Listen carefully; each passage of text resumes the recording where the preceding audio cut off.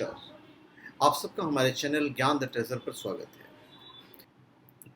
इस वीडियो में हम आपको बताने जा रहे हैं ब्रह्मास्त्र की विशेषताएं, कि यदि इसे प्रयोग में लाया जाए या प्रयोग में लाया गया ही है, कि उसके प्रूफ भी मिल रहे हैं, तो उसका परिणाम क्या हो सकता है या परिणाम क्या हुआ। पौराणिक वर्णित अस्त्र ब्रह्मास्त्र जो इतना शक्तिशाली था कि देवता और मनुष्य सभी उससे कांपते थे। माना जाता है कि उस अस्त्र से इतना ऊर्जा निकलता था कि वो धरती को पल भर में भस्म कर सकती थी। मतलब उसका विनाश भयावह था। और इसके प्रूफ भी मिल रहे हैं आजकल। आजकल तो रिसर्च चालू ही है। प्राचीन भारत में परमाणु विस्फोट के और भी अनेक साक्ष्य मिले हैं। जैसे राजस्थान में जोधपुर से पश्चिम दिशा में लगभग 10 मील की दूरी पर 3 वर्ग मील का एक ऐसा क्षेत्र है जहां पर रेडियो एक्टिव राख की मोटी सतह पाई जाती है। वैज्ञानिकों ने उसके पास एक प्राचीन नगर को खोद निकाला, जिसके समस्त भवन लगभग 5 लाख निवासी आज से लगभग 8,000 से लेकर 12,000 साल पूर्व किसी विस्फोट के कारण नष्ट हो गए थे। मतलब इतना शक्तिशाली और विध्वंसकारी अस्त्र था, इसे चलाने से पहले कई बार सोचना पड़ता था, क्योंकि अत्यंत विनाश का कारण बन सकता था। ब्रह्मशिरा अस्त्र को ब्रह्मास्त्र से शक्तिशाली माना जाता है, जो ब्रह्मा जी का 5वां मुख भी है। और ये एकदम अचूक अस्त्र था, अर्थात यह जिस भी लक्ष्य पर छोड़ा जाएगा वो लक्ष्य पूरी तरह से विनाश के भेंट चढ़ जाएगा। महर्षि वेदव्यास लिखते हैं कि जहां ब्रह्मास्त्र छोड़ा जाता है वहां 12 वर्षों तक पर्जन्य वृष्टि नहीं हो पाती। पर्जन्य वृष्टि मतलब जीव जंतु पेड़ पौधे की उत्पत्ति नहीं होती है। महाभारत में उल्लेख मिलता है कि ब्रह्मास्त्र के कारण गांव में रहने वाली स्त्रियों के गर्भ में बच्चे सारे मारे गए थे। उसने उत्तरा की तरफ अश्वत्थामा ने डाइवर्ट कर दिया था। गौरतलब है कि हिरोशिमा में रेडिएशन फॉल आउट होने के कारण सारे बच्चे गर्भ में मारे गए थे और उस इलाके में 12 वर्ष तक अकाल पड़ा।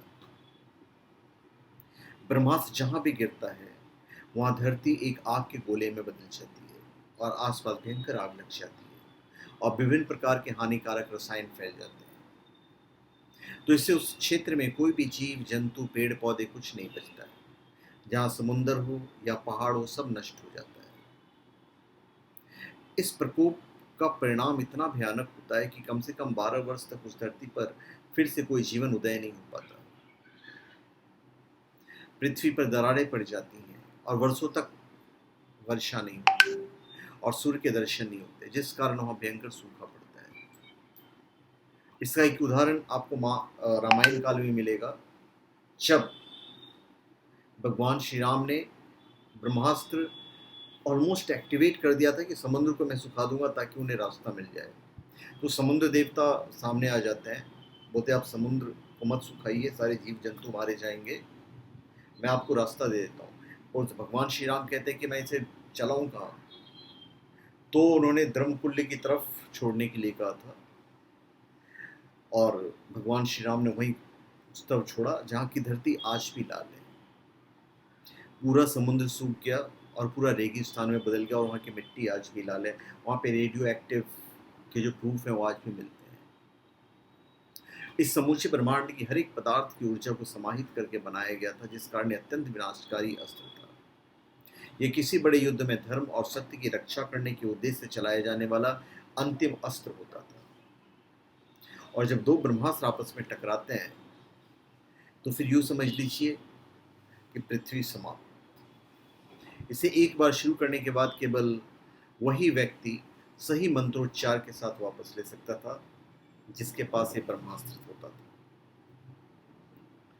इसका भगवान शिव, आदिशक्ति, भगवान विष्णु और शेषनाग पर कोई प्रभाव नहीं पड़ने वाला था। तो ये इसके परिणाम होते थे। और आज भी आप देखिए, सिंधु घाटी सभ्यता, मोहनजोदड़ो, हड़प्पा आदि में जो अनुसंधान हो रहा है, जो लगभग 5,000 से 7,000 ईसा पूर्व अस्तित्व में थे, इन नगरों में मिले नर कंकालों की स्थिति से ज्ञात होता है कि मानो इन्हें किसी अकस्मात प्रहार से मार किया गया हो। इसके सबूत भी मिले हैं कि यहाँ किसी काल में भयंकर उष्मा उत्पन्न हुई। इन नर कंकालों का अध्ययन करने से पता चलता है कि इस पर रेडिएशन का असर आज भी है, जैसे मैंने आपको जोधपुर की घटना के बारे में बताया। सब ये भी कहते हैं कि मुंबई से उत्तर दिशा में लगभग 400 किलोमीटर दूरी पर स्थित 2154 मीटर की परिधि वाला एक विशाल काय गड्ढा है, और शोधकर्ताओं के अनुसार इसकी आयु लगभग 50,000 वर्ष है।